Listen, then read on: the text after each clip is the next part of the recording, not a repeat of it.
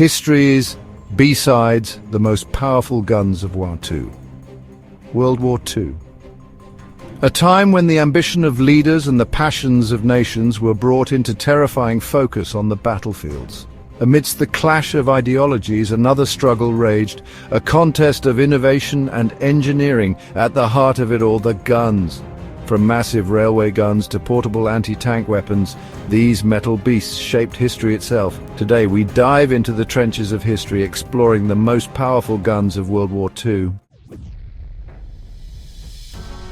The behemoth of destruction, Schwerer Gustav. Imagine a gun so large it's less a piece of artillery and more a feat of engineering insanity.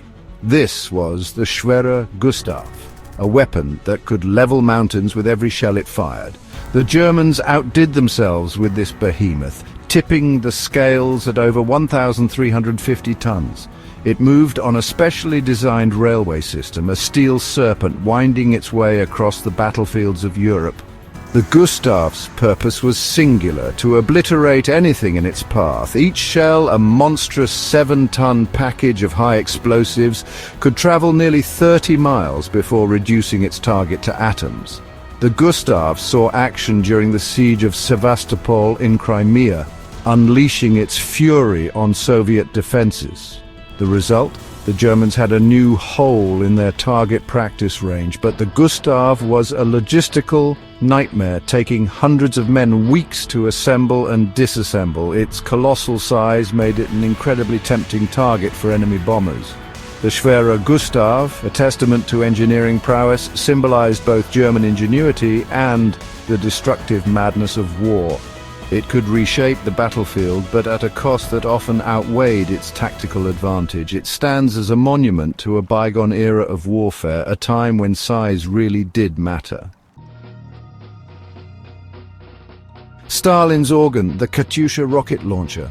From the monstrously large, we shift to a weapon system that, while smaller, was no less terrifying. This is the Katyusha rocket launcher, a symbol of Soviet resolve. Imagine the Eastern Front, a cold, unforgiving landscape. Suddenly a sound like the howling of banshees, followed by a storm of fire. The Katyusha wasn't about precision, it was about saturating a target zone with explosive fury. It was crude, terrifyingly effective, and left its mark on anyone unfortunate enough to be on the receiving end. What made the Katyusha so effective was its mobility. Mounted on trucks, it could move with the fluid nature of the Eastern Front. The Katyusha could appear out of nowhere, unleash its payload and vanish before the enemy could return fire. The psychological impact was just as important as the physical damage. The Katyusha, a weapon born of necessity, became a symbol of Soviet defiance. It wasn't elegant or precise, but in the brutal calculus of the Eastern Front, it was devastatingly effective. It embodied the Red Army's determination to push back the Nazi invaders, no matter the cost. The Katyusha, a testament to Soviet ingenuity and resolve. The American workhorse, the M1 Long Tom. The Americans needed a gun that was powerful, versatile, reliable, and capable of keeping pace with modern warfare. Enter the M1 155mm Long Tom. This was a serious piece of artillery, capable of hurling a 155mm shell over 20 kilometers with impressive accuracy. The Long Tom's versatility set it apart. It could crack fortified positions, disrupt supply lines, and provide long-range support. The Long Tom was found on every front where American forces were engaged. It was a familiar sight, a reassuring rumble in the distance that meant American firepower was on its way. The Long Tom's combination of range, accuracy, and reliability made it effective. It was a workhorse, a testament to American industrial might and their no-nonsense approach to warfare. The Long Tom wasn't flashy, it was a precision instrument of war that got the job done. In the hands of skilled American artillery crews, it became one of the defining weapons of the Second World War. Chapter 4, The 88, Terror of the Battlefield. Few weapons have achieved the mythical status of the German 88mm flak gun, or the 88. This was a weapon that struck fear into the hearts of Allied soldiers on every front. The 88 wasn't initially designed to be a tank killer, it was an anti-aircraft gun. But as the war progressed, someone had the bright idea to point the 88 at something other than an airplane. The results were impressive. The 88 proved adept at turning even the toughest Allied tanks into smouldering piles of scrap metal. The British developed a healthy respect for the 88 during the North African campaign. The 88's versatility didn't end there. It could be used as a direct-fire artillery piece, an anti-tank weapon, and even a makeshift anti-personnel weapon. The 88 became a symbol of German ingenuity, a weapon that could seemingly do it all. It was feared and respected by Allied soldiers. The sight of an 88 pointed in their direction was a very bad thing indeed. It embodied the German army's tactical flexibility and their ability to adapt and overcome. The 88, a weapon that could do it all, became a legend on the battlefield. It was a testament to German engineering and tactical prowess. Chapter 5. Fury from the Sea, the British BL 15-inch naval gun. While land battles raged, another conflict was being waged at sea. Enter the British BL 15-inch naval gun, a weapon that embodied the raw power of the Royal Navy. Imagine the deck of a British battleship, the air thick with the smell of cordite and anticipation.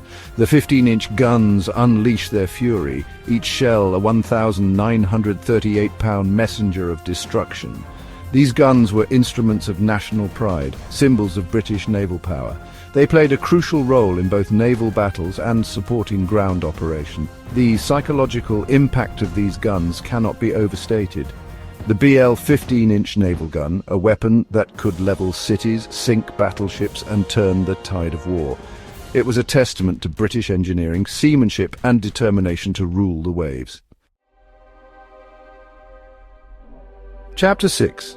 David among Goliaths, the Type 9437 anti-tank gun.